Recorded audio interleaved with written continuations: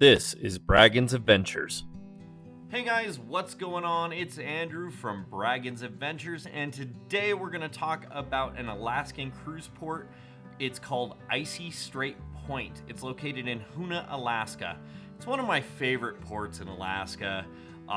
Something you should know, it is actually, it's not like an existing port. It was built by a cruise line to be a cruise port. Now, it is nearby Hoonah, Alaska. That's a little sleepy town just a little south of here. You can walk to it. It's a beachside walk. It's pretty, but there's nothing to do once you get there. So you literally would just be doing it for the walk. I was hard-pressed to find restaurants that were even open in Hoonah. So I'm going to say skip it. I'm going to focus strictly on the cruise port area today of Icy Strait Point. But if you dig beachside walks, roughly a couple miles round trip, do it. All right. 3 parts you can land when your cruise ship gets here. This is the tender port down at the bottom here, and it's right next to the cannery. Then up at the top, this is the ocean adventure port. That's where I landed. And then at the very top right there, that is the wilderness landing. I'm going to talk specifically like take you from that middle area, because that's where our ship docked. So that's my knowledge base. Many years ago in like 2007, I did a cruise that went here and we tendered, but back then these other 2 docks did not exist. So that was your only option, was that.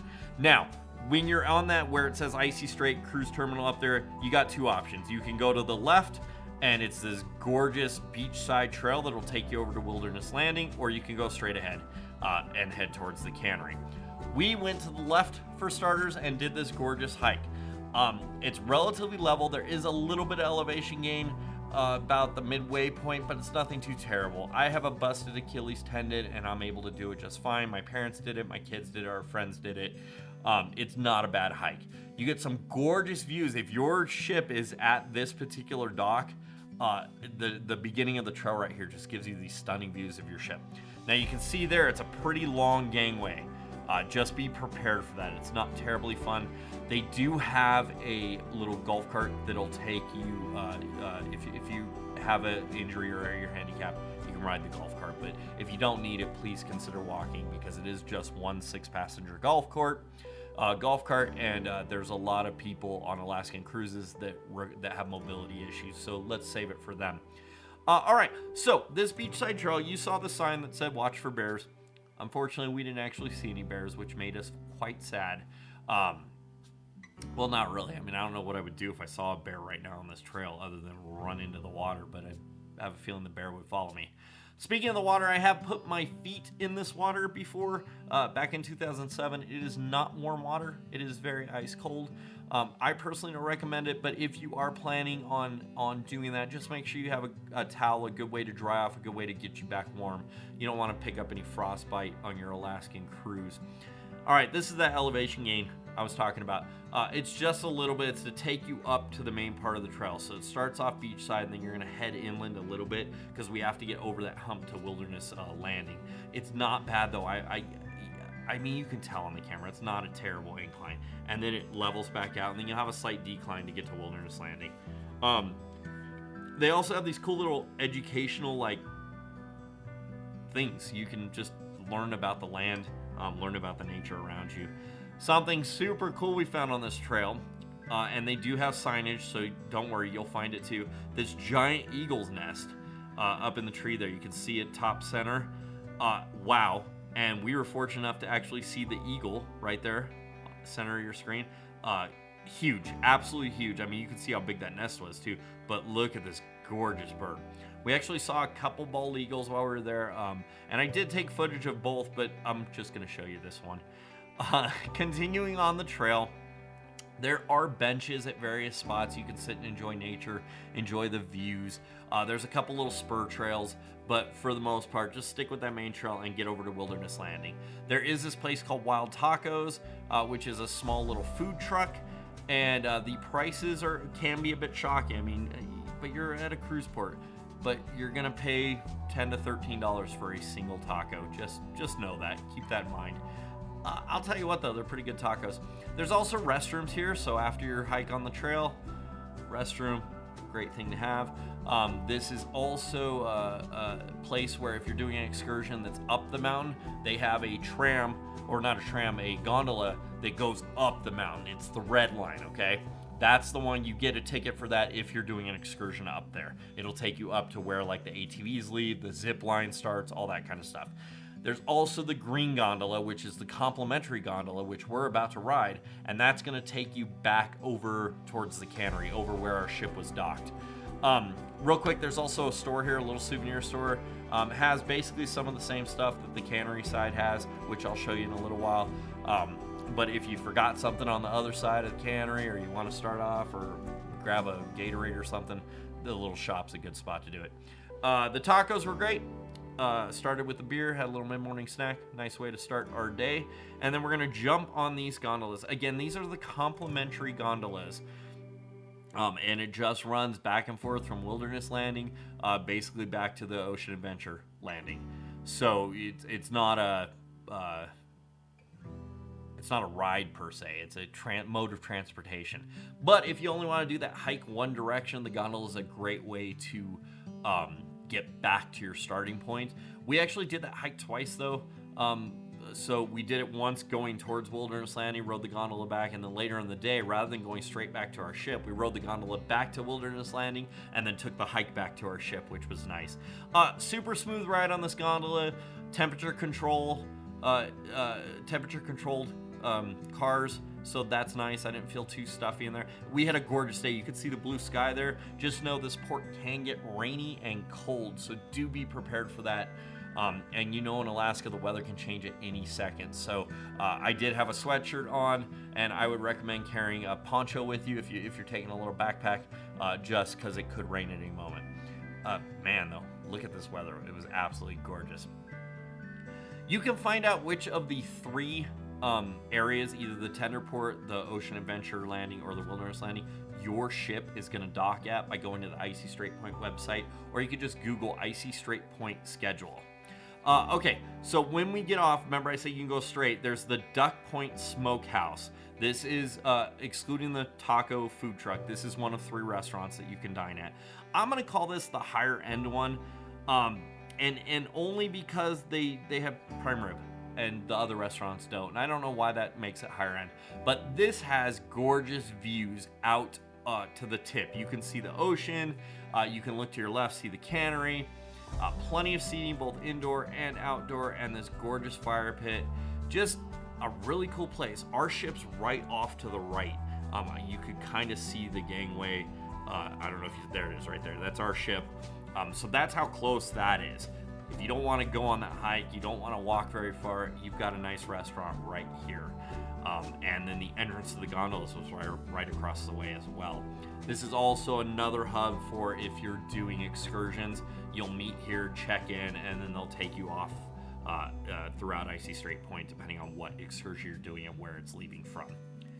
This is where you'll pick up the trail, which is a beachside trail that goes over to the cannery. Now, back in 2007 when I came here, the cannery's all that existed, and it was all shopping, but it was more like booth-style shopping, if that makes sense. And I feel like back then they had a little more authentic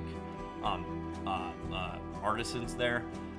This feels a little manufactured at this point, but it was nice to have this additional stuff to do in Icy Strait Point, because the gondolas didn't exist. You basically you tendered, you shopped, maybe you did an excursion, and you got back on. Gorgeous whale statue there.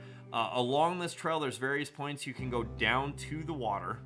Like I said before, if you're gonna put your feet in, just make sure you have a way to dry them off and get them warm again. And then you can continue walking to the cannery on the beach, or you can stay up on the upper wooden plank walkway. Either way, it's a nice way. I've done both. There are houses on your left on this trail that belong to the people that work here, that maintain this land. Please do respect their privacy.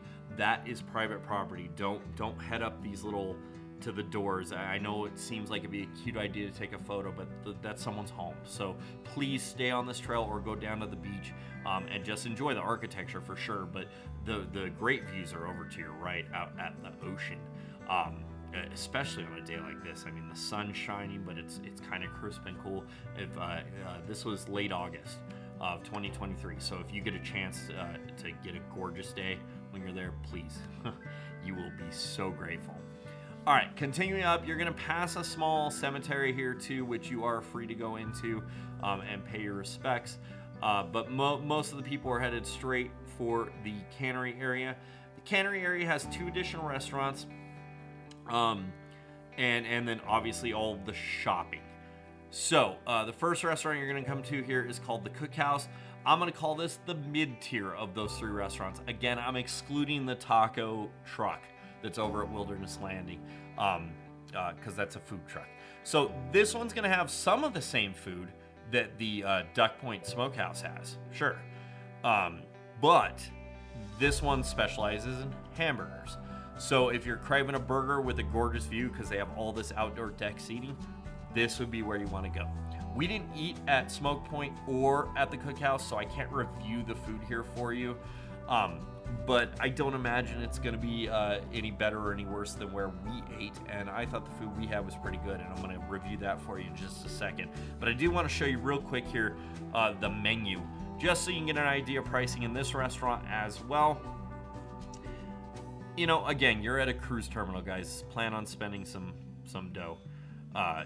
You know, $20 burgers and whatnot. We're going to head into the Icy Strait Museum, which is like the entrance to the stores. But they do have all this really great, like, artifacts and information. You can learn a lot about the history of Icy Strait Point and Alaska as a whole. But obviously, what does a cruise port terminal want you to do? They want you to spend money. So every souvenir you could possibly think of exists here, from the really kitschy stuff like mugs and shot glasses and silly signs for your wall, to some more authentic art from local artisans. And then they do have some food products too as well. We got the fireweed jelly here and some little licorice, and that's all locally made stuff. I make sure to ask when I'm shopping at these places, you know, what's local, what's brought in from China, what can I get everywhere else in Alaska versus what can I only get here, because I do want to make sure that I'm grabbing that local stuff and supporting local artists. But like I said, you could probably spend 30 minutes just shopping in there.